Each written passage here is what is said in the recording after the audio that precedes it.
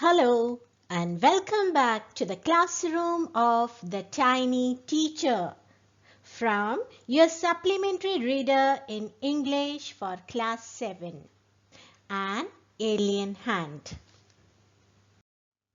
So dear children, in the previous video we have seen that smallest and wisest insect is an ant. Some people kept ants as pets and observed them closely and watched their daily behavior. We saw that an ant uses its feelers or antenna to talk or to communicate with other ants. The commonest ant are the black or the red ones. Their homes are called nest or ant hills. Their young ones are called grubs. Workers live in their quarters and soldiers live in barracks. Workers are the ones who collect food. Soldiers take care of the young ones. They do not interfere in each other's work. They don't fight and live a peaceful life. Let's read further. The queen is the mother of the entire population of the colony. Colony. So this term, keep in mind, the area, the ant hill, including all the ants, that particular area is called colony. Okay, group of ants living together in the particular ant hill or nest is called colony. So, in that particular colony, all the ants, all the worker ants, whether it is soldiers or workers or cleaners or the grubs or the baby ants, whoever are there in that particular colony are the children of this one particular queen ant. Fine. It lives for about 15 years. The lifespan of the queen ant is 15 years. And the same is the lifespan of other ants too, whether it is soldier, cleaner or the worker ant. It has a pair of wings. Only the queen ant has pair of wings. Others don't have pair of wings. In this picture, I have shown you the queen ant with pair of wings. You can see here the wing. Okay, so this queen ant is the mother of the complete population of the colony. Its lifespan is 15 years and it has a pair of wings, but bites them off after its wedding flight. So note the term wedding flight. Now what this wedding flight is, we'll just understand when we read it further. This flight takes place on a hot summer day. So the wedding flight of a queen ant takes place on hot summer day. The queen leaves the nest and goes out to meet a male ant or drone high up in the air. So the male ant is also called drone. So for the wedding, this queen ant leaves the nest on hot summer day and it goes out in the air to meet male ant, or male ants are also called drones. On its return to earth, it gets rid of its wings and then does nothing but lays eggs. So up in the air, it meets the male ant. When it conceives, it comes down to the earth to its nest and then it takes rest, and the only work that it does after the wedding flight is it just lays egg, and soon after coming from the wedding flight, it just chops off, get rid of its wings and then rest and lays egg. Eggs hatch and grubs come out. Once the eggs are hatched, you can see the realistic picture of grubs here I have shown in the anthill. These are called grubs. From the eggs, grubs come out. Soldiers guard them. And the duty of soldier is to guard the grubs. Workers feed and clean them. The workers, they will feed these grubs and they will clean and also carry them about daily for airing, exercise and sunshine. They will also carry these grubs out for exercising, for their cleaning, so that they can get air also So this is the work of workers. So as I told you earlier, whether soldier or worker or cleaner, all the work is done by the female ants. And you can see here the workers carrying the grubs outside the anthill for airing, exercise and sunshine. 2 or 3 weeks later, grubs become cocoons and live without food or activity for 3 weeks more. So here I have shown another realistic picture of cocoons of an ant. Okay, so after 2 to 3 weeks, grubs turn into cocoon. Once it is turned into cocoon, now it will do no more activities. It does not consume food. It only takes rest inside the cocoon. For another 3 weeks, it will rest inside the cocoon. So 2 to 3 weeks, the grubs become cocoon, and for another 3 weeks, it will rest. Then the cocoons break and perfect ants appear. So to form perfect ant, what is the time period? 5 to 6 weeks. Okay, so after 5 to 6 weeks, perfect ant appears from the cocoon. Now it's time for teaching and training. Once the ants are born, perfect ants have come out from the cocoon. It's time for their training. New ants learn their duties from old ants as workers, soldiers, builders, cleaners, etc. So once these babies are formed into perfect ants, now immediately they'll start their training, and they get their training from their seniors, from the senior ants as workers, soldiers, builders, cleaners, etc. After a few weeks training, the small ants are ready to go out into the big world of work. So soon after the training, few weeks of training they will get, and now they are ready to go into the big world to work. An anthill is a home not only for ants but also for some other creatures.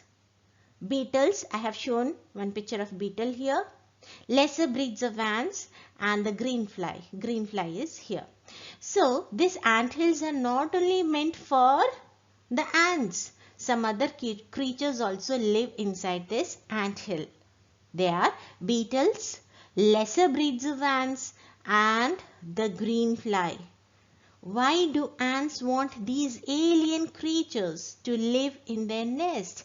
Now we must be wondering, you people also must be wondering, why these different kinds of creature are inside the house of an ant.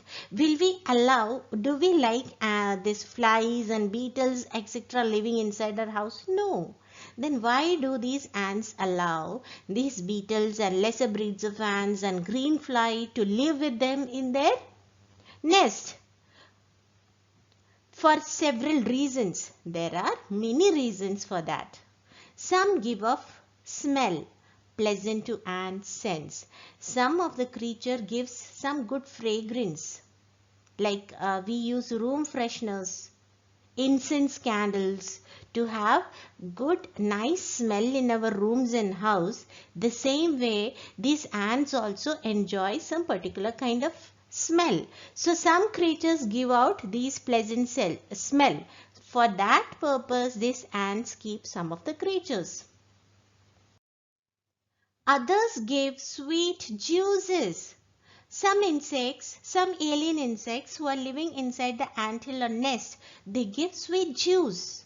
And some are just pets or playthings like cats and dogs to human beings. Some give fragrance, nice smell, which the ants like. Some give sweet juices, and some are just pets. Like we also love keeping pets. We like to have dogs and cats in our house for playing, for an entertainment. The same way these ants also keep some pets for their younger ones to play, or for them also to have some pastime. The green fly is the ant's cow. This is very important. The green fly is the ant's cow.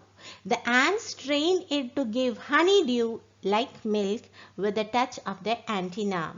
So these some of the aliens like green fly, they are trained in such a way that when the ants touch them with their aerials or antennas or feelers, these green flies produce sweet juice, honey dew, just like we milk cow.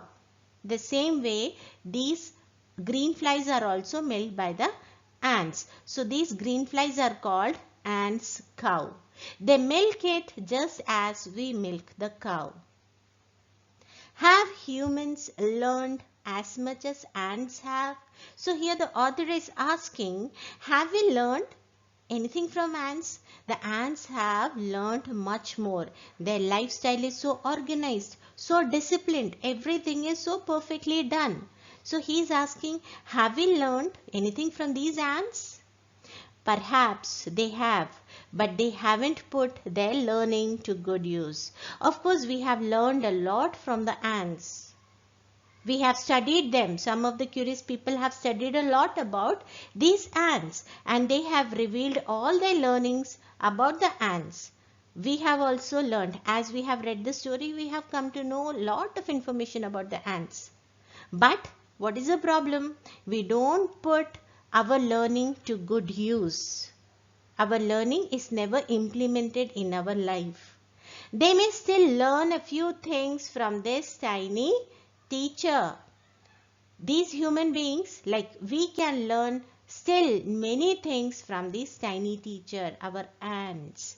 What we can learn? Hard work, sense of duty and discipline, cleanliness, care for the young ones, and above all, a firm loyalty to the land where they live.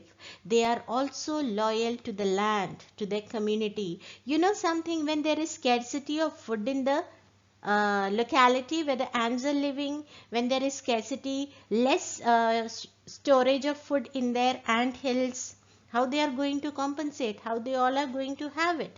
So here the worker ants are the ones who sacrifice. They eat less so that others in the community, other ants can have to their fill.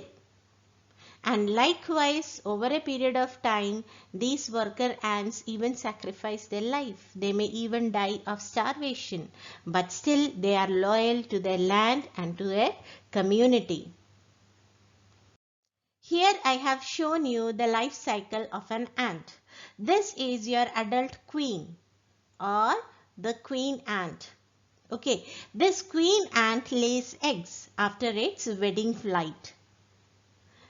It can lay several eggs at a time. In the time period of 2 to 3 weeks, these eggs are converted into larvae. These larvae are also called grubs.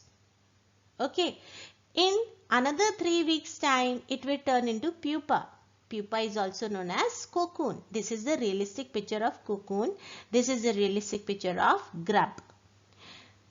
And then after some time, that is after another 3 week time, this will convert into a fully grown ant.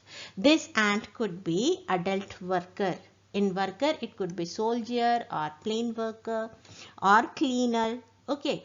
Or it can turn into male ant. And as I told you, the life of male ant is very less. As soon as it has its wedding flight, it dies off. Or this pupa can be converted into adult queen, into queen ant, the mother of entire population. So my dear children, this tiny teacher teaches us a lot of lessons. We can learn a lot of moral from these tiny teachers. Now, first place, you can learn diligence and hard work. Okay. Ants are never lazy. Neither are they poor or hungry. Ants teach us the value of hard work. If we work hard, our lives will be blessed physically, spiritually, and financially. Second thing that we can learn from that is ants teach us sense of duty and discipline. They work for common good. They don't work for their selfish needs. They do not need a leader or captain to push them to work. They are disciplined and self-motivated. Third thing that we can learn from them are they teach us cleanliness and how to care for our younger ones. Fourth thing that we learn from them, ants teach us to plan strategically and work accordingly.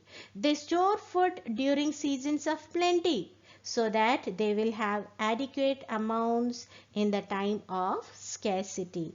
Fifth thing that we can learn, ants know that they can accomplish more by working together than by working alone. They set goals and work together to achieve it. And lastly, we can learn sense of loyalty. So hope children, you all will take some lesson from this tiny teacher. Thank you.